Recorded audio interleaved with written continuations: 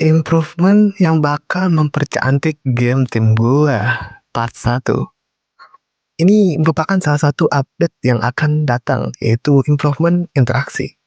Dulu sistemnya menggunakan perpindahan kamera dari kamera player ke kamera objek interaksinya.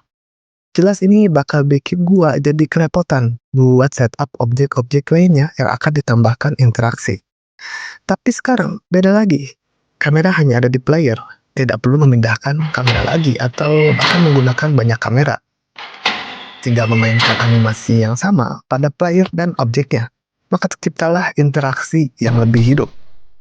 Dengan update ini, gameplay akan jauh terasa lebih hidup, dengan sistem yang lebih efisien dan mudah untuk dibuat.